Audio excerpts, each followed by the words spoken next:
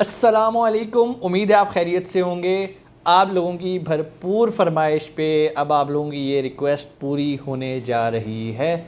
मुझे बेशुमार लोगों ने कमेंट सेक्शन में आके कहा कि सर आपने जो जितना भी हमें नॉलेज दिया है वो एक सीक्वेंस में नहीं है। हालांकि वो एक सीक्वेंस में ही है, हम लोग जहमत नहीं करते कि हम जाके उसको देखें। कोई बात नहीं, आप लोगों की आसानी के लिए आज से हम दोबारा वर्चुअल असिस्टेंट की थ्योरेटिकल ट्रेनिंग स्टार्ट कर रहे हैं। और अगर आप इतना इंटेलेक्ट लेवल रखते हैं तो मुझे बड़ी उम्मीद है कि आपको हमारा पेड कोर्स ज्वाइन करने की ज़रूरत नहीं पड़ेगी और आप इसी से सीख के अपना अमेज़ॉन का कारोबार स्टार्ट कर सकेंगे। और अगर आपके पास इन्वेस्टमेंट नहीं भी है तो ये कोर्स सीखने के बाद आप लोगों को सर्व कर सकेंगे एज ए वर्चुअल असिस्टेंट। तो चलें टॉपिक की तरफ बढ़ते हैं। आज हमारा पहला टॉपिक है जिसमें हम अमेज़ॉन के बारे में जानेंगे कि अमेज़ॉन होता क्या है, किस तरह हम इस पे काम स्टार्ट कर सकते हैं।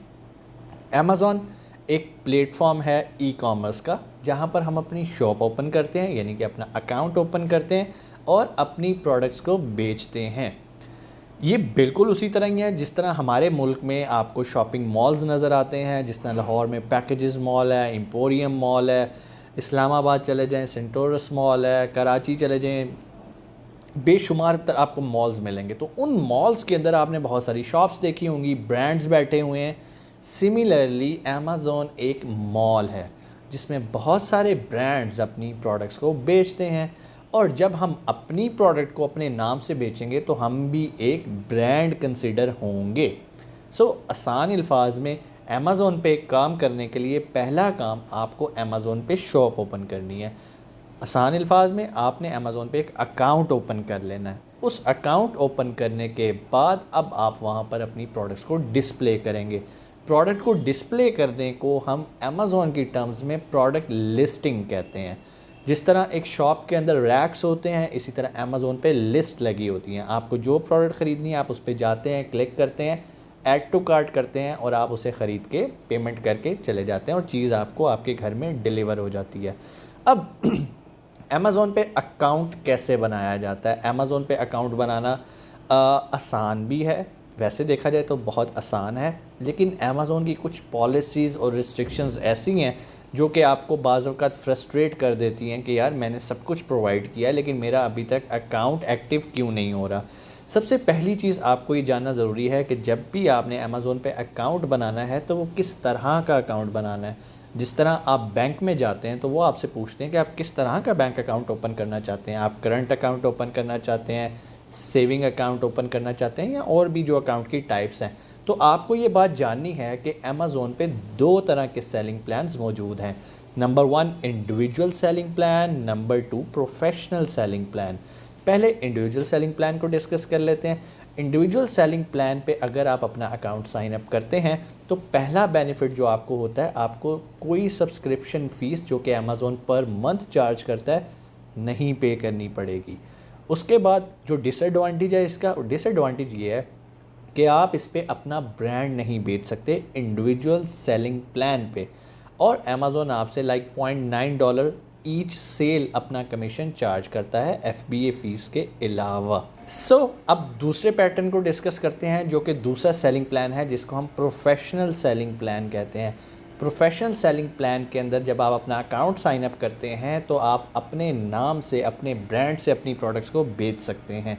अब जब मैं प्रोफेशनल सेलिंग प्लान की बात करता हूं तो अमेज़ॉन आपसे पर मंथ एक फ़िक्स सब्सक्रिप्शन चार्जेस चार्ज करता है जो कि USA के अंदर $39.99 हैं। इस तरह आप करेंसी को एक्सचेंज करेंगे तो जिस भी कंट्री में आप अकाउंट साइन अप करें वो इक्विवेलेंट टू डैट बन जाता है। अब एक और मज़े की बात आपको बताऊं, जब आप अपना ब्रांड लॉन्च करना चाहते हैं तो ये भी आप दो तरह से लॉन्च कर सकते हैं। प्रोफेशनल सेलिंग प्लान के अंदर भी दो तरह के मोड आ जाते हैं। Number 1 individual, number 2 business. एक बात आपको बताऊं, प्रोफेशनल के अंडर जो इंडिविजुअल आ रहा है इसको आपने मिक्स नहीं करना इंडिविजुअल सेलिंग प्लान से, वो एक अलहदा था जिसे हमने ख़त्म कर दिया। अब हम प्रोफेशनल सेलिंग प्लान को डिस्कस करें जिसके अंडर दो तरह के बिज़नेस अकाउंट्स बन सकते, दो तरह के अकाउंट्स बन सकते हैं। Number 1 is a business account, number 2 is individual account.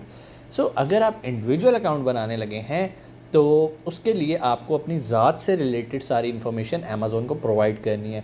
और अगर आप बिज़नेस रिलेटेड अकाउंट बना रहे हैं तो आपको अपना बिज़नेस क्रेडेंशियल्स अमेज़ॉन को देने हैं। ठीक है, थोड़ा सा और एक्सप्लेन कर लेते हैं। अगर आप इंडिविजुअल अकाउंट साइन अप करना चाह रहे हैं तो आपके लिए क्या ज़रूरी है, आपके पास कंप्यूटराइज CNIC होना चाहिए, चिप वाला जो होता है, आपके पास बैंक स्टेटमेंट होनी चाहिए, इसके अलावा आपके पास ईमेल एड्रेस होना चाहिए, मोबाइल नंबर होना चाहिए, फिर इसके अलावा आपके पास मिज़ान का, फैसल का या और बहुत सारे बैंक्स हैं जिनके डेबिट कार्ड्स या क्रेडिट कार्ड्स होने चाहिए। कुछ बैंक्स के अमेज़ॉन क्रेडिट कार्ड एक्सेप्ट करता है और कुछ के डेबिट कार्ड एक्सेप्ट करता है। तो जो भी आपके पास बैंक अकाउंट है, आप जब उसको यूज़ करेंगे तो आपको आइडिया हो जाएगा कि क्या अमेज़ॉन उसे एक्सेप्ट कर रहा है या नहीं कर रहा। सो डिटेल में नहीं अभी जाते कि कौन कौन सा बैंक कौन कौन सी डिटेल्स को कर रहा है, क्योंकि अभी हम एक बिल्कुल ओवरव्यू ले रहे हैं। सो इंडिविजुअल अकाउंट के लिए जो हमें चीज़ें चाहिए थी वो मैंने अभी आपको गिनवा दी हैं। इंडिविजुअल अकाउंट साइन अप करने के लिए आपको 2 चीज़ें अमेज़ॉन और रिक्वायर करेगा। ठीक है, जिस तरह अभी मैंने आपको डेबिट कार्ड क्रेडिट कार्ड का बताया, एक होता है चार्ज मेथड, एक होता है deposit method. Account sign up करते हुए आपने ये 2 इन्फॉर्मेशंस लाजमी अमेज़ॉन को देनी है। चार्ज मेथड से मुराद ये है कि आपने अमेज़ॉन को ऐसा अपना एक कार्ड देना है, ऐसा बैंक डिटेल्स देनी है जिससे वो पैसे चार्ज कर सके। कौन से पैसे चार्ज कर सके? जो उसने मंथली आपसे लेने हैं। अगर आप कल को कोई एडवर्टाइजिंग करते हैं अमेज़ॉन पे तो वो उसके पैसे ले ले। मींस कि अगर अमेज़ॉन ने आपसे कोई पैसे लेने हैं तो वो आपके चार्ज मेथड से लेगा, जो कि मिज़ान का डेबिट कार्ड बिल्कुल लगता है, फैसल का बिल्कुल लगता है। उन कार्ड से अमेज़ॉन वो पैसे निकाल लेगा जब आप अकाउंट साइन अप करेंगे। सो इंडिविजुअल पे तो नहीं काटेगा, और लेकिन बिज़नेस इंडिविजुअल सेलिंग प्लान पे नहीं काटेगा, लेकिन इंडिविजुअल प्रोफेशनल के अंडर अगर आप कर रहे हैं तो उस पर वो $39.99 आपसे ज़रूर कट करेगा। सो आपको पता चल गया कि चार्ज मेथड क्या होता है। दूसरा मेथड होता है डिपॉजिट मेथड के। अगर अमेज़ॉन ने आपको पैसे देने हैं, आपने जो बेचा है उसके पैसे अमेज़ॉन ने आपको देने हैं, तो वो किस अकाउंट में आपको देगा, तो वहाँ पर आपने अपने बैंक अकाउंट की डिटेल्स डालनी होती हैं। लेकिन अगर आप पाकिस्तान से अकाउंट साइन अप कर रहे हैं तो अमेज़ॉन अभी पाकिस्तान को अलाउ नहीं करता कि वो डायरेक्ट आपके बैंक के अंदर पैसे डिपॉजिट करे। सो उसके लिए आपको सेंटर में एक और बैंक डालना पड़ता है जिसको हम वर्चुअल बैंक्स भी कहते हैं। जैसे मिसाल के तौर पे पेयोनीर है, हाइपर वॉलेट है, इस तरह के आपको सोर्सेज चाहिए होते हैं। पहले पैसे उनमें जाते हैं पेयोनीर में, फिर वहाँ से आपके बैंक अकाउंट में ट्रांसफ़र होते हैं। अब आ जाते हैं बिज़नेस प्रोफेशनल सेलिंग प्लान के अंडर। जो बिज़नेस प्रोफेशनल सेलिंग प्लान है, इसमें आपने देनी होती है अपनी बिज़नेस डिटेल। अगर आप पाकिस्तान से ऑपरेट कर रहे हैं तो आपके पास प्राइवेट लिमिटेड कंपनी होनी चाहिए। आपने उसके क्रेडेंशियल्स डालने हैं, चार्ज मेथड देना है, डिपॉजिट मेथड देना है, और अपना ईमेल एड्रेस देना है, कॉन्टैक्ट नंबर देना है, आपने बैंक स्टेटमेंट देनी है, जो उसका डायरेक्टर होता है उसके नाम की आपने सारी इन्फॉर्मेशन प्रोवाइड करनी है। जब भी आप सारी चीज़ें प्रोवाइड करेंगे तो अमेज़ॉन कहेगा भाई कंग्रेचुलेशंस, आपका अकाउंट बन गया है। और उसके बाद जब ये अकाउंट बन जाएगा तो आप लोग बड़े खुश होंगे कि सर हमारा तो अकाउंट बन गया, लेकिन ऐसा नहीं होता। जैसे ही आप अपना सेलर सेंटर ओपन करेंगे तो आपको पता चलेगा आपका अकाउंट वेरिफिकेशन में गया हुआ है। अब जब वेरिफिकेशन में जाता है तो अमेज़ॉन आपसे कुछ डॉक्यूमेंट्स रिक्वायर करता है वेरिफिकेशन के लिए, आपकी आइडेंटिटी प्रूफ के लिए। सो अगर आप इंडिविजुअल हैं, वो आपसे कहेगा भाई मुझे ज़रा यूटिलिटी बिल तो दे दो, मुझे दोबारा अपना ID कार्ड तो दो या पासपोर्ट तो दो। तो आप उसे वो चीज़ें स्कैन करके भेजेंगे। बहुत सारे पाकिस्तानी एक गलती कर रहे हैं, वो जब ID कार्ड स्कैन करते हैं तो मोबाइल से पिक्चर खींचते और भेज देते हैं और अमेज़ॉन उसको रिजेक्ट कर देता है। सो आपने क्या करना है, अगर ID कार्ड भेजना है तो उसे फ्रंट साइड और बैक साइड अलग-अलग आपने उसे स्कैन करना है और अपलोड करना है। अगर आप पासपोर्ट भेज रहे हैं तो पहले पासपोर्ट की जो बुक है, जिस तरह अगर ये एक पासपोर्ट है और ये बुक ओपन हुई तो पहले इसको स्कैन करना है, फिर आपने एक लीफ आगे करना है और उसको स्कैन करना है, जो कि साइन वाला पार्ट होता है। सो ये 2 इमेजेस आप अपलोड करेंगे। इसी तरह यूटिलिटी बिल्स में आपके बिजली के बिल, इस तरह के बिल चल सकते हैं। अदरवाइज़ आपका PTCL अगर लगा हुआ है तो PTCL का बिल भी आपका कारआमद है। सो इस तरह की चीज़ें जब आप प्रोवाइड करेंगे तो आपका अकाउंट इंशाल्लाह बआसानी वेरीफाई हो जाएगा। बहुत सारे पाकिस्तानियों का वेरीफाई होना शुरू हो गया है। इसी तरह अगर बिज़नेस का है तो आप बिज़नेस की डिटेल्स देंगे, आप कंपनी रजिस्ट्रेशन नंबर देंगे, वो डॉक्यूमेंट्स एज ए प्रूफ आप अमेज़ॉन को सबमिट करेंगे, जो भी आपसे मांगेगा। एक बात याद रखिएगा, अमेज़ॉन बड़ा सिंपल है अगर आप उसे सिंपल लेके चलेंगे। कम्प्लेक्स हम लोग खुद बनाते हैं। मिसाल के तौर पे अगर आपको अमेज़ॉन कहता है कि भाई मुझे ID कार्ड की कॉपी सेंड करो, हम एकदम घबरा जाएंगे, उसी टाइम मोबाइल निकालेंगे, तस्वीर खींचेंगे और अपलोड कर देंगे, और अमेज़ॉन उसको रिजेक्ट कर देगा, क्योंकि आगे आर्टिफिशियल इंटेलिजेंस है, रोबोट्स लगे हुए। सो आपने इस चीज़ का ख्याल रखना है। अच्छे तरीके से, take your time to sign up your Amazon account. अब इसके बाद एक नई चीज़ आ जाती है वो ये आ जाती है कि सर हमने अमेज़ॉन पे as a individual professional selling plan account sign up कर लिया है और हमने अपना बिज़नेस स्टार्ट किया, बिज़नेस अब ग्रो होना शुरू हो गया, हमारा जो ब्रांड था अब मैं चाहता हूँ उसे मैं इसे कंपनी पे शिफ्ट कर लूँ। तो आप जब चाहें इंडिविजुअल से बिज़नेस पे स्विच कर सकते हैं। कैसे? आपको एक टेक्स्ट इंटरव्यू देना पड़ेगा, घबराना नहीं है, ये कोई बहुत ख़तरनाक नहीं होता। वहाँ पर एक टेक्स्ट इंटरव्यू का बटन होता है, आपने अकाउंट सेटिंग्स में जाके टेक्स्ट इंटरव्यू देना है। वो आपसे डिटेल्स पूछेगा कि यार अपनी कंपनी की डिटेल्स बताओ, तो आप उसे डिटेल्स बताते जाओगे, सारा कुछ बताते जाओगे, एंड पे आप सेव करोगे तो आपका अकाउंट स्विच हो जाएगा इंडिविजुअल से बिज़नेस पे। लेकिन मैं सबको ये रिकमेंड करता हूँ कि आप स्टार्ट बिज़नेस से ना लो, आप स्टार्ट एज ए इंडिविजुअल लो। जब आपको लगे कि आपका ब्रांड चलना शुरू हो गया फिर आप बिज़नेस पे स्विच कर जाओ। बिज़नेस पे स्विच करने का फ़ायदा ये होता है आप ब्रांड रजिस्ट्री आसानी से ले सकते हैं, आपको ट्रेडमार्क मिल जाता है। लेकिन एज़ पर माई नॉलेज अब बहुत सारे मेरी कंसल्टेंट से बात हो रही थी यूएस के अंदर, तो उन्होंने इंडिविजुअल्स को भी ट्रेडमार्क देना शुरू कर दिया हुआ, जो कि मेरे लिए बड़ी हैरानकुन बात थी। अगर आपके पास ट्रेडमार्क आ गया तो आप इंडिविजुअल रहते हुए भी ट्रेडमार्क की मदद से ब्रांड रजिस्ट्री ले सकते हैं। ब्रांड रजिस्ट्री क्या होती है, इंशाल्लाह आज हमारा लेक्चर 1 है वर्चुअल असिस्टेंट ट्रेनिंग का। जैसे ही आगे लेक्चर आएंगे जिसमें एक बाकायदा लेक्चर है ब्रांड रजिस्ट्री का, इंशाल्लाह उसमें मैं तफसील से बताऊंगा कि ब्रांड रजिस्ट्री कैसे ली जाती है। आज का जो टॉपिक था आपको अकाउंट्स के बारे में बताना कि कितनी तरह के अकाउंट्स होते हैं, आपको अमेज़ॉन की बेसिक्स बताना। अब आपको ये भी पता चल गया कि आपने कैसे इंडिविजुअल से बिज़नेस पे स्विच करना है। अब एक और बात आ जाती है कि सर इंडिविजुअल और बिज़नेस हैं तो दोनों ही प्रोफेशनल के अंडर और हमें $39.99 पर मंथ ठुकी जा रहे हैं और हमसे अमेज़ॉन चार्ज करी जा रहा है, जबकि अभी हमने कोई प्रोडक्ट और बेचनी शुरू नहीं की। तो इससे बचा जा सकता है? जी बिल्कुल, इससे बचा जा सकता है। उसके लिए आपको अपने प्रोफेशनल सेलिंग प्लान से इंडिविजुअल सेलिंग प्लान पे डाउनग्रेड होना पड़ेगा। डाउनग्रेड अपग्रेड कैसे होते हैं? आपके पास अगर सेलर सेंट्रल ओपन है, आप ऊपर सेटिंग्स में जाएं, अकाउंट इन्फो पे जाएं, तो राइट साइड पे सबसे बॉटम पे आपको वो ऑप्शन दे रहा होता है अमेज़ॉन डाउनग्रेड योर अकाउंट। आप उस पर क्लिक करेंगे तो आप प्रोफेशनल सेलिंग प्लान से इंडिविजुअल पे डाउनग्रेड हो जाएंगे। लेकिन अगर वहाँ पे अपग्रेड लिखा आ रहा है तो इट मीन्स कि आप ऑलरेडी डाउनग्रेडेड हैं और ऑलरेडी आप इंडिविजुअल सेलिंग प्लान पे हैं। आप जब चाहें उसको स्विच कर सकते हैं अपने प्रोफेशनल सेलिंग प्लान पे। जैसे ही आप नीचे आएंगे वहाँ पर आपको एक और बड़ा इम्पॉर्टेंट टैब मिलेगा जिसको यूज़र परमिशन कहते हैं। ये बड़ा इम्पॉर्टेंट है सारे वर्चुअल असिस्टेंट के लिए, चूँकि ये कोर्स ही हमारा वर्चुअल असिस्टेंट से रिलेटेड है। तो यहाँ पर ये यूज़र परमिशन उनके लिए बहुत इंपॉर्टेंट है। आप लोगों ने एक नाम सुना होगा, चाइल्ड अकाउंट एक्सेस।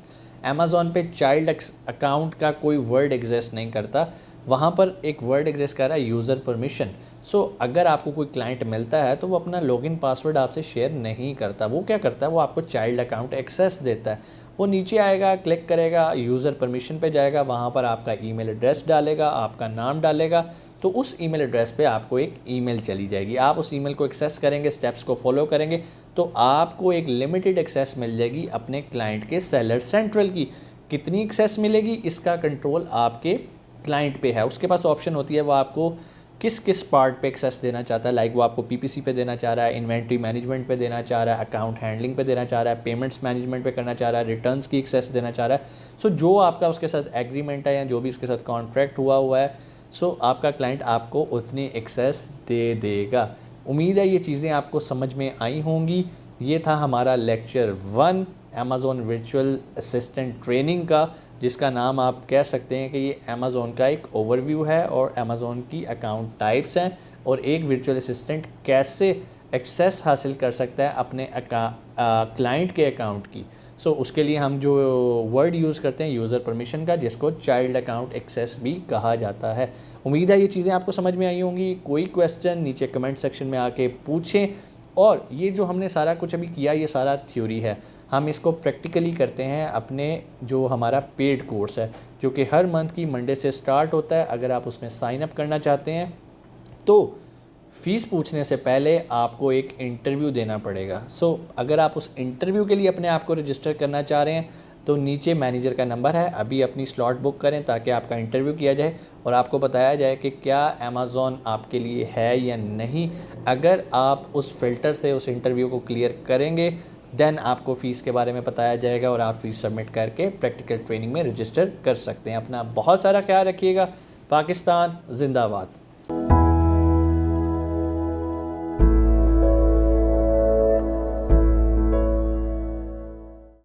अस्सलामुअलैकुम, उम्मीद है आप खैरियत से होंगे। बहुत बहुत शुक्रिया आपके काइंड फीडबैक का। जैसे कि आपकी रिक्वेस्ट पे हमने वर्चुअल असिस्टेंट की free of cost training start कर दी है। आज उसका लेक्चर 2 है और बड़ा ही इंटरेस्टिंग टॉपिक है जिसको मैं बड़ी अहमियत देता हूँ, और वो है प्रोडक्ट हंटिंग का। मींस कि आपने दुकान खोल ली अमेज़ॉन पे। कैसे खोली, पिछली हमने लेक्चर 1 में यही डिस्कस किया था। दुकान खोल ली, अब हमने उसके ऊपर क्या बेचना है इसको ढूंढना है। चलें ढूंढते हैं क्या बेचा जाए अमेज़ॉन पे। पहली थोड़ी सी मिसकंसेप्शंस आप लोगों की क्लियर करना चाहूँ। जब से अमेज़ॉन पाकिस्तान के अंदर आया, बहुत सारे लोगों ने कहा कि सर हमारी शूज़ बनाने की फैक्ट्री है, हमारी गारमेंट्स की फैक्ट्री है, हम हैंडमेड प्रोडक्ट्स बनाते हैं, क्या हम अमेज़ॉन पे बेच सकते हैं? तो मेरी रिकमेंडेशन ये होती है कि भाई आप उनको ना बेचें। पहले आप ये वीडियो देख लें। मैं आप लोगों को आज कुछ क्राइटेरियाज़ बताऊँगा कि अमेज़ॉन पे बेचने के लिए किन किन चीज़ों को आपने जहन में रखना है। अगर आपकी प्रोडक्ट्स उन पैरामीटर्स को पूरा करती हो तो आप ज़रूर बेचें अमेज़ॉन पे। मुझे इस पर कोई गिला शिकवा नहीं होगा। स्टार्ट करते हैं कि अमेज़ॉन पे किस तरह की प्रोडक्ट को बेचना चाहिए और किस तरह की प्रोडक्ट को नहीं बेचना चाहिए। आपके लिए ये जानना ज़रूरी है कि जो भी प्रोडक्ट आप बेचें उसका वज़न आधा किलो से ज़्यादा नहीं होना चाहिए। कोशिश करें कि आप उसको जितना लाइट वेट रखें उतना ही आपके लिए फ़ायदेमंद है। उसकी एक वजह बता देता हूँ। चूँकि पाकिस्तान में रहते हुए हमने अमेज़ॉन का जो बिज़नेस मॉडल ऑप्ट करना होता है वो होता है FBA, means fulfilment bye Amazon. हम एक ही बार अपनी सारी इन्वेंट्री अमेज़ॉन के वेयर हाउस में पहुंचा देते हैं और वहाँ से जब भी हमें कोई ऑर्डर आता है अमेज़ॉन की रिस्पॉन्सिबिलिटी होती है क्लाइंट को उस ऑर्डर को पहुंचाना। जब हमने इतनी सारी इन्वेंट्री अमेज़ॉन के वेयर हाउस में भेजनी है और हम प्रेफर करते हैं कि हम बाय एयर वाली प्रोडक्ट्स पे काम करें जो कि बाय एयर इजीली ट्रांसपोर्ट हो जाए। जब भी हम बाय एयर की तरफ आते हैं तो हमारी कोशिश होनी चाहिए कि हमारी प्रोडक्ट छोटे वॉल्यूम की हो, लेस वेट की हो। आपने ये जहन में रखना है कि आपने लाइट वेट प्रोडक्ट्स में काम करना है।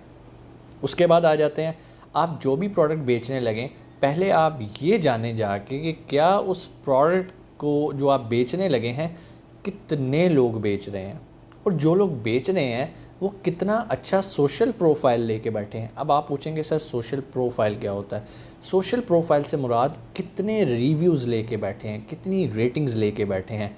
मेरा मानना ये है कि अगर USA के अंदर आप काम करना चाह रहे हैं तो आपके कंपटीटर्स की एवरेज रेटिंग 800-700 होनी चाहिए, और रिव्यूज़ जो हैं वो 700 से 800 के करीब होने चाहिए, और जो रेटिंग्स हैं वो 4.5 प्लस होनी चाहिए।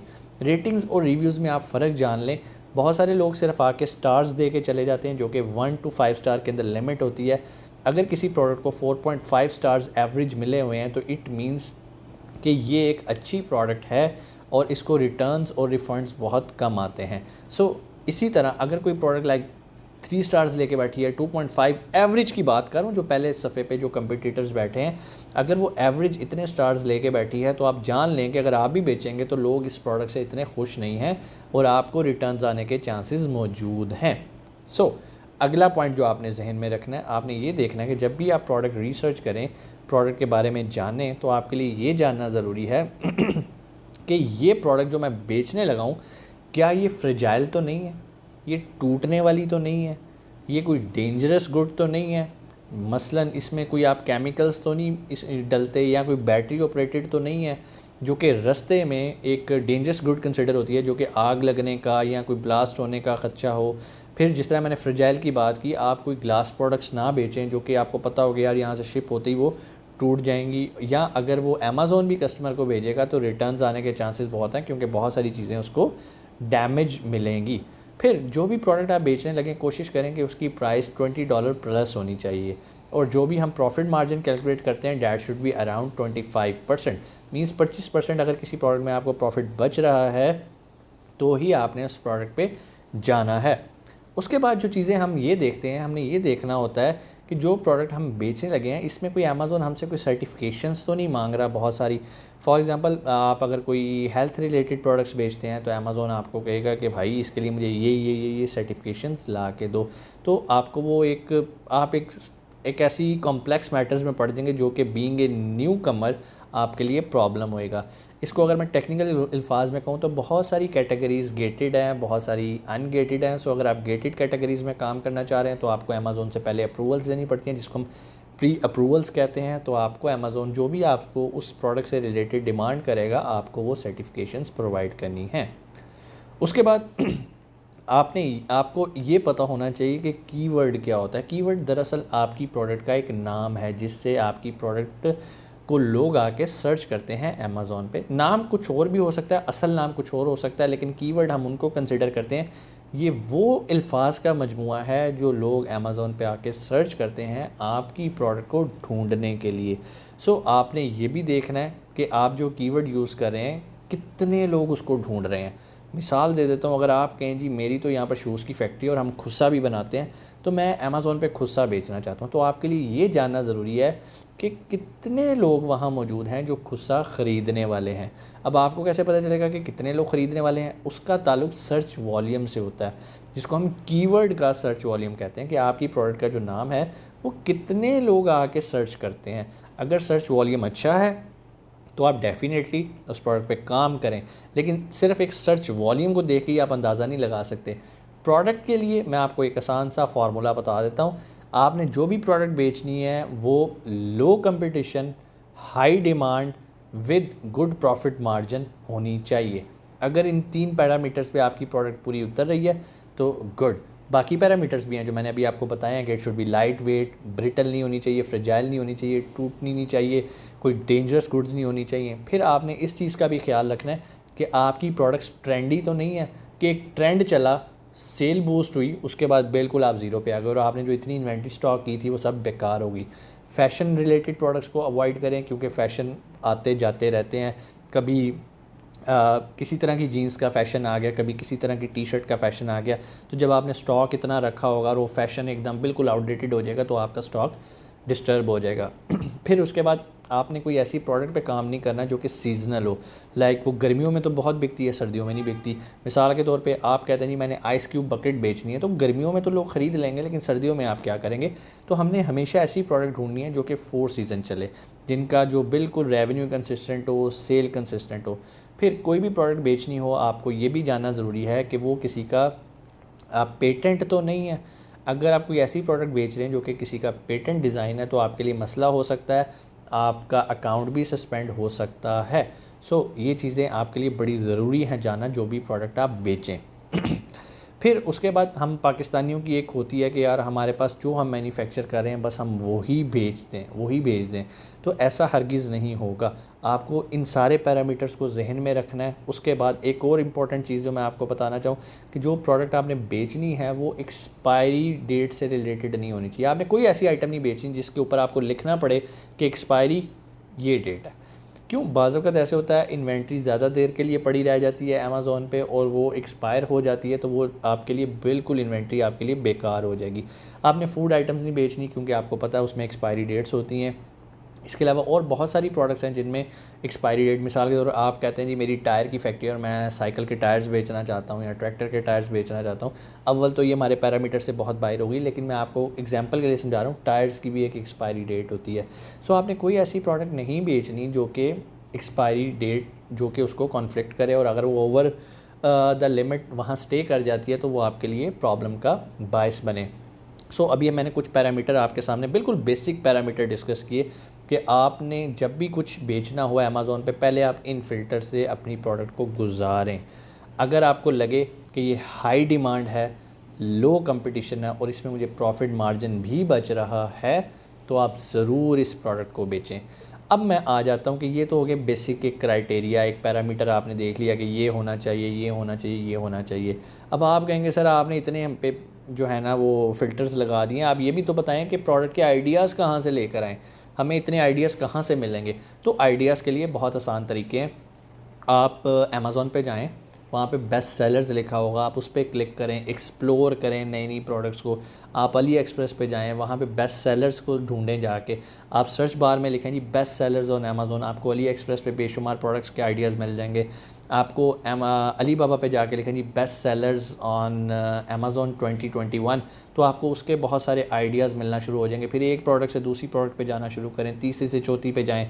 फिर हम एक मेथड यूज़ करते हैं कि बहुत सारे लोग को अगर जो प्रोडक्ट बेच रहे हैं, हम उनके स्टोर फ्रंट पे चले जाते हैं और हम उनको स्पाई करते हैं कि ये और क्या क्या बेच रहे हैं, तो वहाँ से हमें आइडियाज़ मिलते हैं। इसके अलावा एक वेबसाइट है watchcount.com जो कि ईबे से रिलेटेड है। वहाँ जाके हम देखते हैं कि लोगों ने वॉच काउंट किस प्रोडक्ट को सबसे ज़्यादा बार देखा है, तो वहाँ से भी हमें आइडियाज़ मिल जाते हैं। उसके बाद हमें आइडियाज़ मिलते हैं जेनेरिक कीवर्ड्स हम अमेज़ॉन के सर्च वर्ड पर सर्च बार में डालते हैं। लाइक मैं लिखता हूँ जी ऑर्गेनिक, जैसे मैं ऑर्गेनिक लिखता हूँ तो आगे बैम्बूज़ आ जाते हैं। जैसे मैं स्पून लिखता हूँ तो मुझे स्पून के साथ आ जाता है जी आपको कौन सा स्पून चाहिए, bamboo spoon, steel spoon, aluminium spoon, collapsible spoon, travel spoon, whatever जो जो भी स्पून है वो जेनेरिकली मुझे अमेज़ॉन शो करना शुरू कर देता है। इसके अलावा हम एक माइनस स्ट्रिंग मेथड यूज़ करते हैं। हम माइनस का बटन दबाते हैं और रैंडमली कुछ अल्फ़ाबेट्स टाइप करके सर्च करते हैं, तो बहुत सारे हमें आइडियाज़ आना शुरू हो जाते हैं।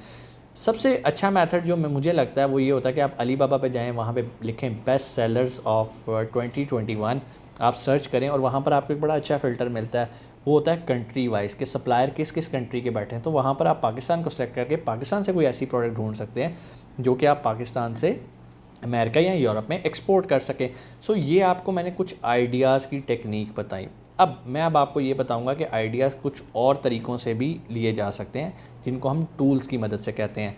अब अमेज़ॉन के लिए प्रोडक्ट हंट करने के लिए हम कुछ टूल्स भी यूज़ करते हैं, जिसमें सबसे इम्पॉर्टेंट टूल हीलियम 10 है। उसका एक सब टूल है एक्स-रे, फ्रैंकेनस्टाइन यूज़ करते हैं, मैग्नेट यूज़ करते हैं और ब्लैक बॉक्स यूज़ करते हैं। ये हीलियम 10 के सब टूल्स हैं। फिर जंगल स्काउट की हम क्रोम एक्सटेंशन यूज़ करते हैं, वायरल लॉन्च का हम मार्केट इंटेलिजेंस यूज़ करते हैं और यहाँ से हमें डाटा मिलता है अपने कंपटीटर्स का कि वो कितनी सेल कर रहे हैं, क्या उनकी सेल कंसिस्टेंट है, क्या उनके रिव्यूज़ कंपटीटर्स के कंसिस्टेंट हैं। ये बड़ी इंपॉर्टेंट पॉइंट्स हैं। अगर आप कोई भी प्रोडक्ट ढूंढ रहे हैं, उसकी सेल कंसिस्टेंट नहीं है, आप उसे ना बेचिएगा। क्यों? अगर सिर्फ 2 लोग ही सेल लेके जा रहे हैं, इसको हम कहते हैं ब्रांड डोमिनेंट प्रोडक्ट, तो ऐसी प्रोडक्ट्स को आपने नहीं बेचना। और अगर आपको लगे कि यार ये जो 20 या जो मेरे पहले पेज के कंपटीटर्स का डाटा शो हो रहा है, इसमें अमेज़ॉन ख़ुद भी बेच रहा है, तो ऐसी प्रोडक्ट्स को भी अवॉइड करें, क्योंकि जहाँ अमेज़ॉन बैठा होगा आपके सेल के चांसेस कम हैं। इस तरह आपने ये देखना है कि रिव्यूज़ कंसिस्टेंट हैं, रेवेन्यू कंसिस्टेंट है, फिर उस प्रोडक्ट को आप कंसिडर करें। कीवर्ड टाइप करते वक्त अपनी प्रोडक्ट का इस चीज़ का ख्याल रखें कि आपका जो है वो जो कीवर्ड है वो लॉन्ग टेल कीवर्ड नहीं होना चाहिए। शॉर्ट टेल कीवर्ड्स पे काम करें, जिस तरह बैम्बू स्ट्रॉज। आपने ये नहीं करना जी सिलिकॉन, कोलैप्सिबल, रीयूजेबल या वॉशेबल स्ट्रॉज। अब वो इतना लंबा एक कीवर्ड बन जाएगा और यूजुअली लंबे कीवर्ड्स कस्टमर बाय नहीं करते। आपने बीइंग ए बायर बन के सोचना है कि क्या कस्टमर टाइप कर रहा है। सो इसी तरह हम जो टूल्स यूज़ कर रहे हैं, हमें यहाँ से इनका डाटा मिल जाता है। फिर उसके अलावा हमें और भी काफ़ी डाटा देता है, लाइक हीलियम 10 से हमें मिलता है। जो मैं आइडियाज़ की बात करूं कि आपको आइडियाज़ कहां से जनरेट करने टूल्स की मदद से, तो आप आते हैं हीलियम 10 पे और यहां पर आते हैं ब्लैक बॉक्स पे। ब्लैक बॉक्स में वो आपको कहता है भाई क्या ढूंढना चाहते हो, आप उसे वही फ़िल्टर्स लगाते हो कि यार मुझे कोई ऐसी प्रोडक्ट पता हो जिसकी प्राइस $20 के पास हो, जिसकी रेटिंग जो है वो 4.5 प्लस हो, जिसके रिव्यू काउंट जो है वो 500-600 के करीब हों और इतना रेवेन्यू जनरेट कर रही हो। अब मैं आपको ये भी बताऊं कि आपने जो भी प्रोडक्ट हंट करनी है, आपने इस चीज़ का ख्याल रखना है कि वो कम से कम, अगर यूएसए की बात करें तो $20,000 वो जनरेट कर रही हो। बहुत सारे ट्रेनर्स 10,000 भी कहते हैं, मैं भी बाज़ लोगों को 10,000 भी कह देता हूँ कि वो कम से कम उसकी एवरेज सेल $10,000 होनी चाहिए। इसका टोटली ताल्लुक आपके कैपिटल पे और आपकी पॉकेट में कितने पैसे हैं उस पर डिपेंड करता है। जितने बड़े बजट पे प्ले करेंगे उतना बड़ा रिस्क भी है, लेकिन उतना बड़ा प्रॉफिट भी है। आप 10,000 को भी कंसिडर कर सकते हैं। फिर अगर आप यूके में काम करना चाह रहे हैं तो 6,000 पाउंड कम से कम आपके एवरेज कंपटीटर की रेवेन्यू होना चाहिए। सो ये हो गए कुछ चीज़ें। आइडियाज़ आपको पता चल गया, आपने ब्लैक बॉक्स से आइडियाज़ ले लिया। फिर इसी तरह अब आपको कैसे पता चलेगा कि आपने जो कीवर्ड ढूंढा है उसका सर्च वॉल्यूम कितना है। आपको मैग्नेट जो एक सब टूल है वहाँ से मिल जाएगा कि इसका सर्च वॉल्यूम कितना है। एक और सर्च वॉल्यूम के लिए हम टूल यूज़ करते हैं, उसे मर्चेंट वर्ड कहते हैं। और इन टूल्स का फ़ायदा ये है, जैसे ही आप मर्चेंट वर्ड पे अपना कीवर्ड लिख के सर्च करेंगे तो ना सिर्फ वो आपके कीवर्ड का सर्च वॉल्यूम बताएगा, बल्कि उससे रेलिवेंट जितने भी कीवर्ड्स होंगे उनकी डिटेल्स भी वो आपको बताएगा। सो 2 तरह से हम डाटा कलेक्शन करते हैं, ये मैंने आपको बताई टूल्स की मदद से। एक हम मैनुअली करते हैं। मैनुअली कैसे हमें पता चलता है, ज़ाहिरी बात है कोई कीवर्ड लिखेंगे, मेन पे एक हमारे सामने पूरा पेज खुल जाएगा, वहाँ से हमें रिव्यूज़ पता चलते जाएंगे, ये बेचने वाला है, ये इसके रिव्यूज़ हैं, ये इसकी रेटिंग्स हैं, कितना कंपटीशन है, सेलिंग प्राइस एवरेज क्या है, $20 ही है। फिर एक बड़ी इंपॉर्टेंट चीज़, जो भी आपने कीवर्ड एंटर करना है, आपने ये देखना है कि क्या रिज़ल्ट सिमिलर हैं या नहीं। फिर मैनुअली भी हम एक एक्सेल की शीट बनाते हैं जिसमें हम पहले पेज के कंपटीटर्स का डाटा लिखते हैं, डेली उनकी प्राइस मॉनिटर करते हैं, डेली उनकी जो है सेल मॉनिटर करते हैं, डेली उनका BSR मॉनिटर करते हैं। सेम एक्टिविटी हम टूल्स की मदद से करते हैं और आखिर पे हम इन दोनों स्प्रेडशीट्स को मर्ज करते हैं और फिर फैसला करते हैं कि क्या इस प्रोडक्ट को हमें बेचना है या नहीं।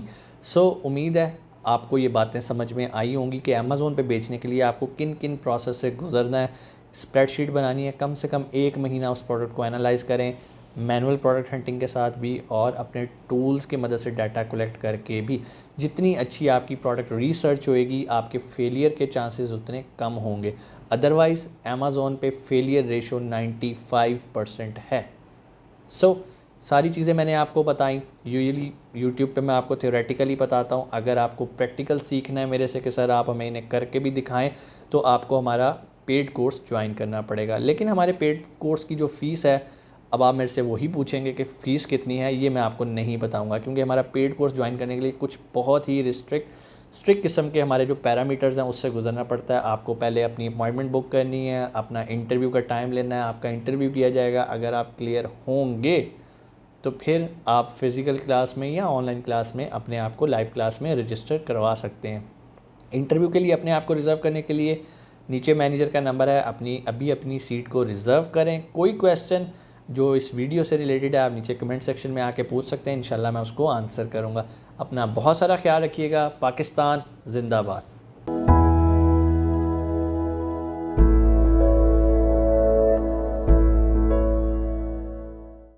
अस्सलामुअलैकुम, उम्मीद है आप खैरियत से होंगे। लेक्चर 3 के साथ मैं आपका टीचर मिर्ज़ा मोहम्मद अरसलान अगेन आपके सामने मौजूद हूँ। आज का लेक्चर भी इंशाल्लाह बहुत इंटरेस्टिंग होने वाला है। पहले मैं आप लोगों का शुक्रिया अदा करना चाहूँगा, आप लोगों ने माशाल्लाह इतना पसंद किया जो हमने ये फ्री ट्रेनिंग स्टार्ट की है अमेज़ॉन वर्चुअल असिस्टेंट की और अमेज़ॉन प्राइवेट लेबल के लिए। आज हमारा तीसरा लेक्चर है और इंशाल्लाह मुझे बड़ी उम्मीद है आज भी आप कुछ सीख के जाएंगे। आज हम डिस्कस करेंगे कि यार अब हमने प्रोडक्ट हंट कर ली, हमारा अब नेक्स्ट स्टेप क्या होना चाहिए। बहुत सारे लोग ये समझते हैं कि जो प्रोडक्ट हंटिंग के क्राइटेरियाज़ हैं आपने उनको पूरा कर लिया और दैट्स इट, प्रोडक्ट फाइनल होगी, जबकि ऐसा नहीं होता। जब भी हम कोई प्रोडक्ट हंट कर लेते हैं उसके बाद 2 बड़े इम्पॉर्टेंट फेजेस से उन्हें गुजारना होता है। नंबर 1, हमने चेक करना होता है क्या जो प्रोडक्ट हमने हंट कर ली है, जो सारे पैरामीटर्स को पूरा कर रही है, उसमें रिव्यूज़ भी कंसिस्टेंट हैं, रेवेन्यू भी कंसिस्टेंट है, रिव्यूज़ मतलब कंपटीशन भी इतना ज़्यादा नहीं है, डिमांड भी बहुत ज़्यादा है। उसके बाद जो चीज़ चेक करनी है वो है पेटेंट। क्या आपने कोई ऐसी प्रोडक्ट तो नहीं सिलेक्ट कर ली जो कि किसी का पेटेंट है, और अगर आपने अनफॉर्चुनेटली ऐसी प्रोडक्ट सर्च कर ली है, हंट कर ली है, तो जब आप उसको लिस्ट करेंगे ना तो आपको इंटेलेक्चुअल प्रॉपर्टी वायलेशन का एक नोटिफिकेशन अमेज़ॉन की तरफ से आएगा, जो कि आपके लिए बिल्कुल भी अच्छा नहीं है। आपकी अमेज़ॉन अकाउंट हेल्थ डिस्टर्ब हो जाएगी और मुमकिन है आपका अकाउंट अमेज़ॉन सस्पेंड कर दे।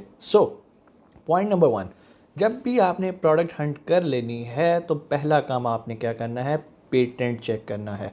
अब अगला क्वेश्चन ये आता है कि हम पेटेंट कैसे चेक करें। एक तो इसका तरीकाकार ये है कि आप patent.googles की वेबसाइट है, लाइक गूगल पे जाके लिखें जी पेटेंट चेक करना है, लाइक patent.google है वो लिंक, या google.patent है, इन दोनों में से कोई एक लिंक है, आप वहाँ पे जाएं, वहाँ पे जाके अपनी प्रोडक्ट का नाम लिखें, अपना कीवर्ड लिखें। कीवर्ड मैंने आपको बताया था लास्ट लेक्चर में कि एक प्रोडक्ट के लिए इस्तेमाल किए जाने वाले वो अल्फाज हैं जिससे हमारी प्रोडक्ट पहचानी जाती है और कस्टमर आके टाइप करता है। अब मिसाल के तौर पे आपने वो कीवर्ड लिखा और पेटेंट के अंदर, गूगल पेटेंट्स के अंदर वो सारे पेटेंट्स शो होना शुरू हो गए। अब आपने देखा कि जो प्रोडक्ट मैं बेचना चाह रहा हूँ, जो मैंने सेलेक्ट किया अपने कंपटीटर्स को देखते हुए, जो प्रोडक्ट रिसर्च करके किया, क्या उस प्रोडक्ट को ऑलरेडी किसी ने पेटेंट तो नहीं करवाया हुआ। अगर किसी ने उसको पेटेंट करवाया हुआ है तो इट मीन्स कि आपको उस प्रोडक्ट को छोड़ देना है। अब पेटेंट भी आगे 2 तरह के होते हैं। एक आपका पेटेंट होता है यूटिलिटी पेटेंट, एक होता है आपका डिज़ाइन पेटेंट। ज़्यादातर जिस चीज़ को फोकस किया जाता है वो होता है डिज़ाइन पेटेंट, ठीक है। सो आपने ये देखना है आपका डिज़ाइन किसी ऐसी प्रोडक्ट के साथ तो मैच नहीं कर रहा जो कि ऑलरेडी उस रीजन के अंदर पेटेंट है। अब पेटेंट भी कंट्री टू कंट्री होता है, हो सकता है आप यूएस मार्केट में काम कर रहे हैं और गूगल ने जो आपको पेटेंट का रिज़ल्ट दिखाया वो ऑस्ट्रेलिया का है, तो अगर यूएसए में पेटेंट नहीं है तो आप उस प्रोडक्ट को यूएसए के अंदर बेच सकते हैं। लेकिन अगर वो प्रोडक्ट किसी भी दुनिया के पार्ट में पेटेंट एज ए पेटेंट मौजूद है तो आप जहन में बैक ऑफ द माइंड इसे ज़रूर रखिएगा, वो किसी भी टाइम यूएसए के अंदर भी उसको पेटेंट करवा सकता है। सो दो तरीके हैं, या तो उससे पहले आप अपनी प्रोडक्ट को पेटेंट करवा लें। जो लोग तो अमेज़ॉन पीएल करना चाहते हैं मैं तो उन्हें सजेस्ट करता हूँ कि अपनी प्रोडक्ट डेवलप करने के बाद, पेटेंट चेक करने के बाद आप अपनी प्रोडक्ट को लाजमी पेटेंट करवाएं। क्यों? आप उसे एक लॉन्ग टर्म लेके चलने वाले हैं। जब भी हमने प्रोडक्ट हंट की हमने उसका पेटेंट चेक कर लिया। पेटेंट किस तरह चेक करना है? google.patents पे जाके आपने उसका पेटेंट चेक कर लिया। दूसरा तरीका पेटेंट चेक करने का ये है, आप फाइवर पे जाएं, अपवर्क पे जाएं, बहुत सारे फ्रीलांसर्स आपको मिलेंगे जो आपको पेटेंट चेक करने की सर्विसेज ऑफ़र करेंगे बड़े मुनासिब दाम में। आप उन्हें पे करें और वो आपके लिए पूरा डाटा एनालिसिस करेंगे कि क्या आपकी प्रोडक्ट, क्या आपके कीवर्ड्स पेटेंट हैं या नहीं, और अगर पेटेंट हैं तो वो किस तरह के पेटेंट हैं, क्या वो यूटिलिटी पेटेंट हैं, क्या वो डिज़ाइन पेटेंट हैं, वो किस कंट्री के अंदर एज ए पेटेंट रजिस्टर्ड हैं। हमने चेक कर लिया कि भाई ओके हमारी प्रोडक्ट जो हम बेचने लगे हैं वो किसी का पेटेंट नहीं है। नेक्स्ट स्टेप, जो नेक्स्ट चीज़ हमने चेक करनी है, जो भी हमने प्रोडक्ट सेलेक्ट की है उसके लिए जो हमने नेक्स्ट चीज़ चेक करनी है वो ये है प्रॉफिटेबिलिटी। अब आप कहेंगे कि सर हाँ ये तो बड़ा इंपॉर्टेंट पॉइंट है, लेकिन हम प्रॉफिटेबिलिटी कैसे चेक करें? देखें, बहुत सारे लोग एक गलती करते हैं, वो करते हैं कि जी सर हमने प्रोडक्ट देख लिया, ढूंढ लिया, सारा कुछ हो गया, हम गए हैं alibaba.com पे और वहाँ जाके देखा वहाँ तो $1 की चीज़ मिल रही थी, अमेज़ॉन पे वो $10 की बिक रही है, सर $9 का प्रॉफिट, कमाल हो गया सर, बेहतरीन प्रोडक्ट है, मैंने फ़ाइनल कर लिया। हालांकि ऐसा हरगिज़ नहीं होता। आप लोगों के लिए ये जानना ज़रूरी है कि एक होती है बाइंग कॉस्ट, बाइंग कॉस्ट के बाद उसके ऊपर चार्जेस आते हैं इंस्पेक्शन के, जो कि आप एक थर्ड पार्टी इंस्पेक्शन करवाते हैं क्वालिटी श्योर करने के लिए। उसके बाद एक एक्सपेंस आता है जो कि सप्लायर के वेयर हाउस से लेकर, सप्लायर की फैक्ट्री से लेकर अमेज़ॉन के वेयर हाउस तक जाने तक का होता है, जिसको हम फ्रेट कहते हैं। अब जब ये फ्रेट पे करने के बाद प्रोडक्ट अमेज़ॉन के वेयर हाउस में पहुंच जाती है तो उसके बाद अमेज़ॉन आपसे 2 तरह के बल्कि 3 तरह के चार्जेस चार्ज करता है। तीसरे वाला बड़ा माइनर चार्ज है, इसलिए मेन जो हैं वो 2 हैं, लेकिन मैं आपको तीसरे के बारे में भी बताता हूँ।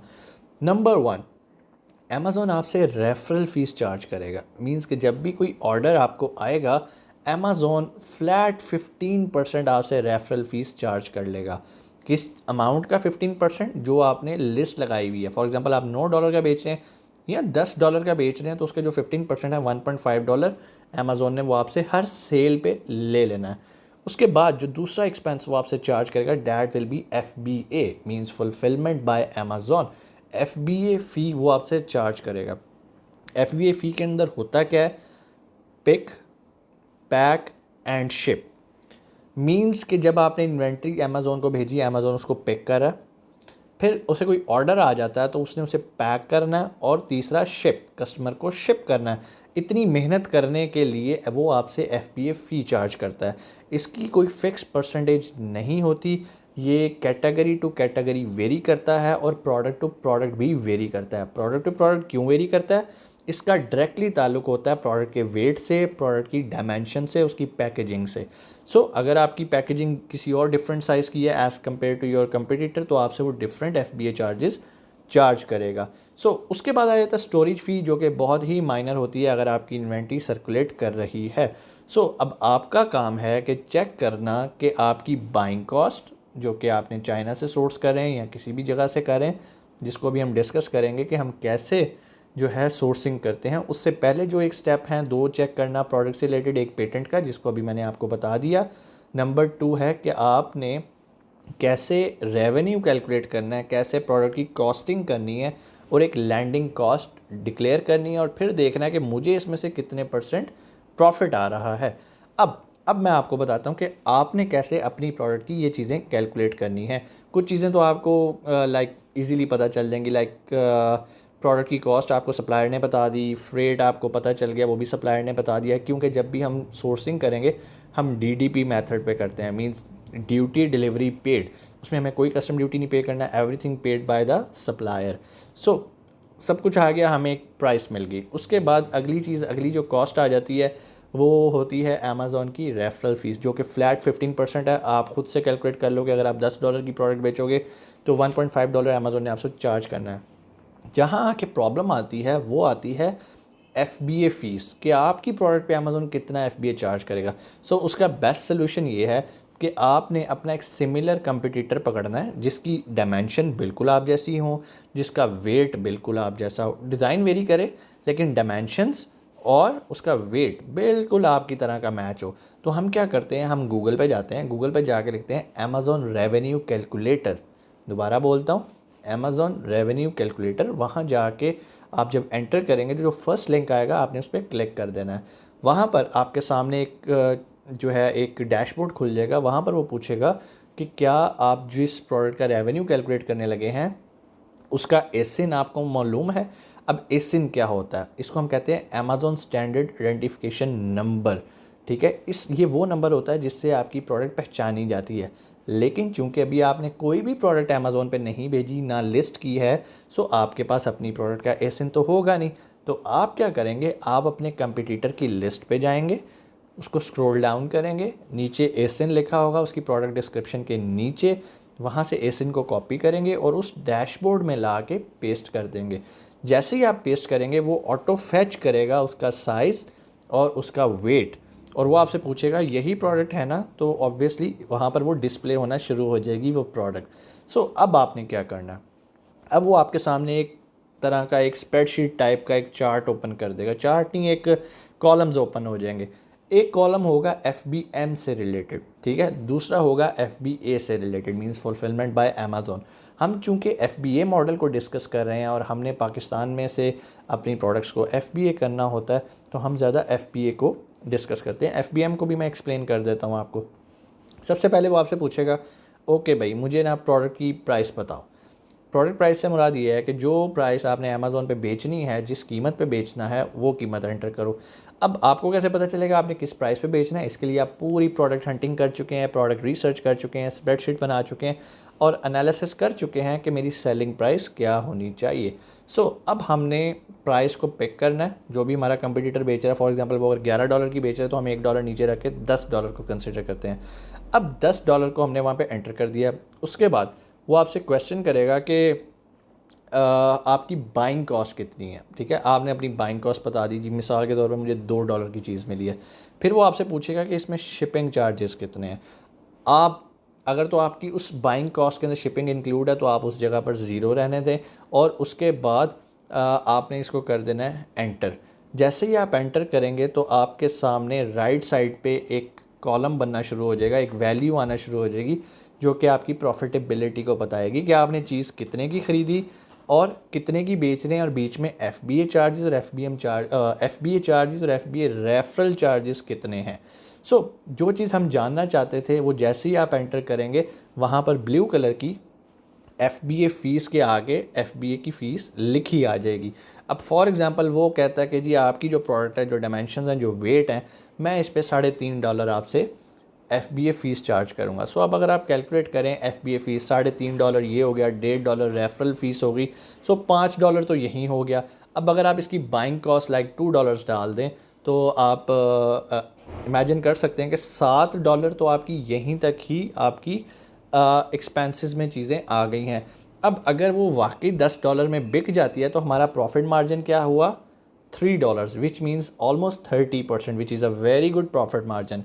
अब उसके बाद ये होता है, यही मेथड हम यूज़ करते हैं अपनी सोर्सिंग के अंदर।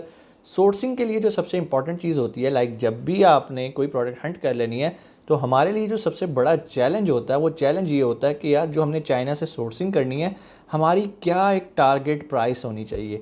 तो यही वो एक तरीकाकार है, लाइक रेवेन्यू कैलकुलेटर से अगर हम अपनी चाइना वाली प्राइस को एम्प्टी छोड़ दें और एंटर करें तो हमारा प्रॉफिट मार्जिन हो सकता है 50% शो कर रहा हो। लाइक वो कहे जी $5 तो मैं इस प्रोडक्ट पे एक्सपेंसेस हैं, $5 आपका प्रॉफिट है, क्योंकि हमने बाइंग प्राइस ज़ीरो लिखी होती है। अब वो जो $5 आखिर पे हमें बच जाता है, हम एज्यूम करते हैं कि यार हमें ये प्रोडक्ट $2 में या $2.5 में सोर्स करनी है हर हाल में, क्योंकि अगर मैं $2.5 में सोर्स करूँगा तो मेरा प्रॉफिट पीछे $2.5 बच जाएगा।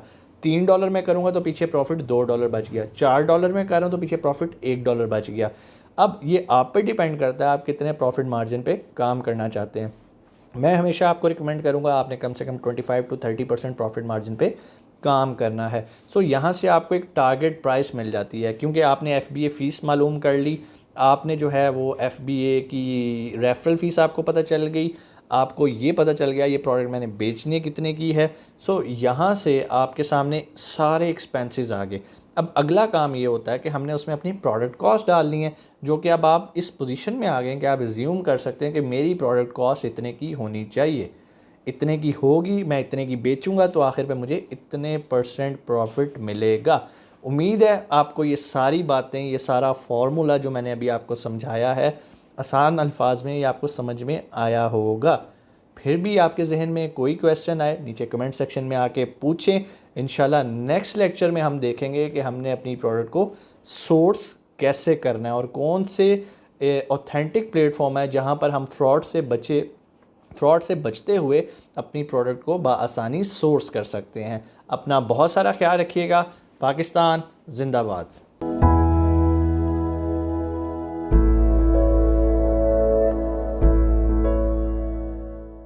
अस्सलाम वालेकुम, उम्मीद है आप खैरियत से होंगे। बहुत बहुत शुक्रिया आपके काइंड फीडबैक का। ये आप लोगों का फीडबैक ही है जो मुझे मोटिवेट करता है।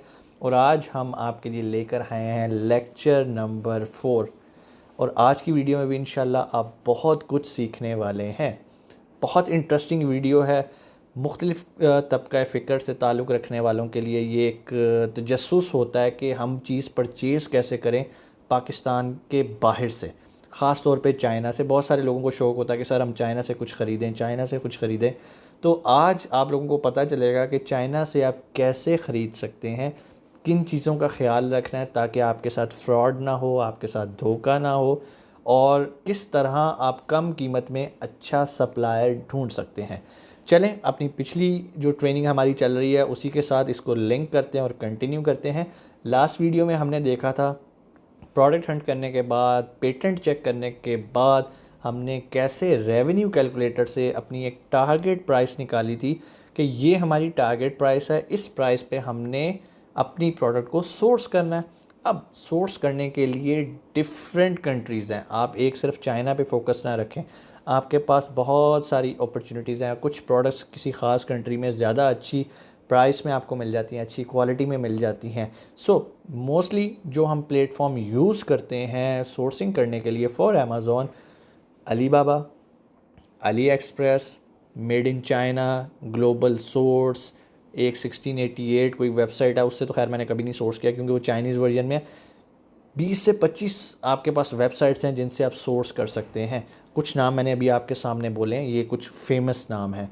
लेकिन अगर आप मेरे से पूछें और आप फ़र्स्ट टाइम चाइना से बाइंग कर रहे हैं तो मैं आपको रिकमेंड करूँगा कि आप चुप करके बग़ैर रिसर्च किए सिर्फ अलीबाबा पे जाएं। अलीबाबा एक safe and secure purchasing platform है। क्यों? वहाँ पर अलीबाबा ख़ुद एज ए गारंटर काम करता है।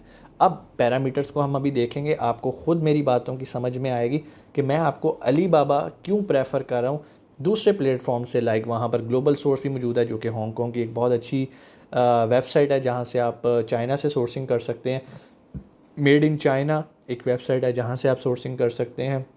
अली एक्सप्रेस से है, अलीबाबा से है। अली एक्सप्रेस को मैं इसलिए ज़्यादा प्रमोट नहीं करता, हालांकि अली एक्सप्रेस और अलीबाबा ये दोनों चाइना की एक बड़ी ही फेमस किस्म की सोर्सिंग प्लेटफॉर्म है। अली एक्सप्रेस एक्चुअली एक B2C प्लेटफॉर्म है। B2C means business to consumer, means कि वहाँ पर बिकने वाली चीज़ें डायरेक्ट कस्टमर बाय करता है और बाय करने के बाद उसको इस्तेमाल करता है, बेचता नहीं है। सो मेरे घर में बहुत सारी चीज़ें अली एक्सप्रेस से आती हैं। इवन मेरी गाड़ी में मौजूद car charger, car mobile holder, इस तरह के डिफरेंट एसेसरीज़ जो हैं, इवन मेरी एक्सरसाइज के लिए मैं वॉच यूज़ करता हूँ, उसके जो स्ट्रैप्स हैं पाकिस्तान में नहीं मिलते, वो चाइना से अली एक्सप्रेस से आते हैं और बड़ी मुनासिब कीमत में आते हैं। मुनासिब कीमत वो मुझे इसलिए लगती है क्योंकि मैंने उसको यूज़ करना है।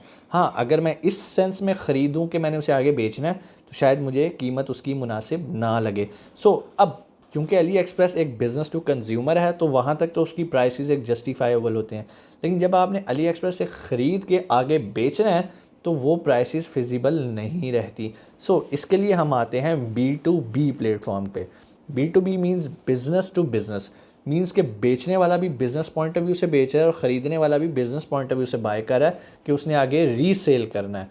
सो आप ये कह लें कि भाई जो अली एक्सप्रेस है ना वो रिटेल है और अली बाबा जो है वो होल सेल है। मीन्स अगर आपने बड़ी क्वांटिटी बाय करनी है, गो फॉर द अली बाबा। अब आ जाते हैं अली बाबा पे।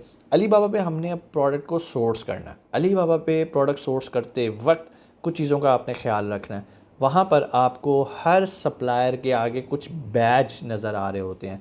नंबर 1 जो आपने चीज़ देखनी है वो ये देखनी है कि क्या वो गोल्ड सप्लायर है, लेकिन ये कोई बहुत ऑथेंटिक पैरामीटर नहीं है, सिर्फ बताने के लिए है। नंबर 2, अब जो ऑथेंटिक चीज़ें आपने चेक करनी है वो ये है कि क्या उसके पास ट्रेड अश्योरेंस है अली बाबा की। नंबर 3, क्या वो एक वेरीफाइड सप्लायर है। गोल्ड सप्लायर, सिर्फ गोल्ड सप्लायर को मैं इसलिए रिकमेंड नहीं करता, गोल्ड सप्लायर लेना, गोल्ड का बैच लेना is not a big deal. Just pay money to Alibaba, वो आपको एक बैच दे देगा कि भाई you are a gold supplier, ठीक है। उनकी एक फ़ीस है, वो आप पे करो और आपको गोल्ड सप्लायर का टैग मिल गया। मेन जो टैग्स होते हैं वो वेरीफाइड, नंबर 2 ट्रेड एश्योरेंस। इन दोनों टैग्स को समझ लें फिर हम आगे मूव करते हैं। ट्रेड एश्योरेंस का मतलब ये है कि जिस सप्लायर के पास ट्रेड एश्योरेंस का टैग हो, इट मीन्स कि इस सप्लायर की पेमेंट ट्रांजैक्शन की गारंटी अली बाबा देगा। मीन्स कि अगर आपने इस बंदे से कोई चीज़, आपने इसको एडवांस पेमेंट भेजी और इसने आपको सप्लाई ना दी एज़ पर कमिटमेंट तो अली बाबा इसको पैसे नहीं देगा सप्लायर को, बल्कि आपको पैसे रिफ़ंड कर देगा। So as a guarantor, as a third party Alibaba काम कर रहा है। इसको हम कहते हैं ट्रेड अश्योरेंस। अली बाबा हर बंदे की गारंटी नहीं देता, उसी की देगा जिसके साथ ट्रेड अश्योरेंस का टैग मौजूद है। उसके बाद जो तीसरा टैग मैंने आपको बताया है वो है वेरीफाइड सप्लायर का। वेरीफाइड सप्लायर का मतलब ये है कि अली बाबा ने एक थर्ड पार्टी को हायर किया कि भाई जाओ और इस कंपनी को वेरीफाई करके आओ। वेरिफिकेशन बेशुमार तरीक़ों से होती है। अगर आप alibaba.com पे जाएं और वहाँ पर वेरिफिकेशन, किसी भी सप्लायर की वेरिफिकेशन पे क्लिक करें तो आपके सामने वेरिफिकेशन के पैरामीटर्स आ जाएंगे कि उस थर्ड पार्टी ने किस तरह से किन पैरामीटर्स पे इस कंपनी को चेक किया। पहली चीज़ जो वो चेक करेगा वो कंपनी का प्रोफाइल चेक करेगा कि जो चीज़ें इसने अली बाबा पे लिखी हैं क्या वो एक्चुअल में मौजूद हैं। अगर उसने क्लेम किया मेरे पास 60 एम्प्लॉयज़ हैं, क्या एक्चुअल में उसके पास 60 एम्प्लॉयज़ हैं। अगर वो कहता है कि मेरे इतने एकड़ की फैक्ट्री है तो क्या उसके इतने स्क्वायर फुट की फैक्ट्री मौजूद है। अगर वो क्लेम कर रहा है कि मेरे पास SGS सर्टिफिकेशन है, क्वालिटी एश्योरेंस है और मेरे पास ये मशीनरीज़ मौजूद है, क्या वो फिज़िकली एक्चुअली मौजूद है। जो वो क्वालिटी की सर्टिफिकेशंस या अपनी बिज़नेस प्रोफाइल अली बाबा पे शो कर रहा है कि मैंने इतनी कंट्रीज़ में एक्सपोर्ट किया है, क्या उसके पास पीछे बैंकिंग प्रूफ है। सो ये काम होता है थर्ड पार्टी इंस्पेक्शन का। जिस सप्लायर के पास वेरीफाइड का सप्लाई टैग होता है, इट मींस कि अली बाबा ने उस सप्लायर को थर्ड पार्टी से इंस्पेक्ट करवाया है। इट मींस कि उस कंपनी की जो डिटेल्स अली बाबा पे मौजूद हैं वो ट्रस्टेबल हैं और रिलायबल हैं। अब अली बाबा पे जो सबसे मशहूर एक third party inspection company use की जाती है वो होती है SGS। SGS का नाम तो आपने पूरी दुनिया में सुना होगा।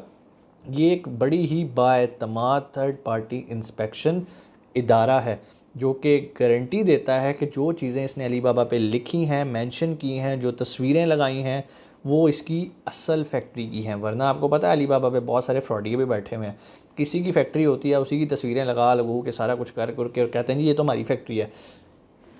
अगर कोई बंदा क्लेम कर रहा है ये मेरी फैक्ट्री है और उसके साथ वेरीफाइड का टैग नहीं लगा हुआ तो आप उस पर ट्रस्ट नहीं कर सकते। सो आपने मेक श्योर करना है कि number 1 trade assurance, number 2 verified supplier. हाँ, जो वेरीफाइड सप्लायर होते हैं, ट्रेड एश्योरेंस वाले सप्लायर होते हैं, as compare to other supplier थोड़ा सा एक्सपेंसिव होते हैं। उनकी प्राइसेस थोड़ी सी हायर होती हैं, लेकिन आप ये भी तो देखें कि थोड़ा सा ज़्यादा पे करके आप अपनी ट्रांजैक्शन को सेफ़ एंड सिक्योर बना लेते हैं। मींस आप किसी फ्रॉड कंपनी के हत्थे नहीं चढ़ते। अदरवाइज़ आप सस्ती कोटेशन देख के किसी ऐसी कंपनी के साथ डील कर लें जिसके पास ना तो ट्रेड इंश्योरेंस हो ना ही वेरीफाइड का टैग हो, तो इट मीन्स कि जो भी आपने $10,000 उसे भेजे हैं वो सारे आपके खू खाता हो गए। तो इस चीज़ का आपने ख्याल रखना है। उसके बाद ये तो मैंने आपको कुछ पैरामीटर्स बताया कि आपने अपने सप्लायर्स को परखना कैसे। अब मैं आपको बताता हूँ कि सप्लायर ढूंढना कैसे है। परखना, ढूंढना, ये दो डिफरेंट चीज़ें। एक चीज़ है ढूंढ ली, ढूंढ के अब उसको परखना। पहले मैंने परखना बता दिया ताकि ढूंढते हुए आपको आसानी हो कि मैंने किसको ढूंढना है। जिस तरह हम अमेज़ॉन पे एक सर्च बार होती है, इसी तरह अली बाबा पे एक सर्च बार आ रही होती है। उस सर्च बार पे जाके आपने सिंपल एक चीज़ लिखनी है, जो भी आपकी प्रोडक्ट है, लाइक हर्ब ग्राइंडर है या स्ट्रॉ है, आपने लिख दिया, वो सारी प्रोडक्ट्स आना शुरू हो गई और साथ ही नीचे उनके सप्लायर्स का नाम लिखा आना शुरू हो गया।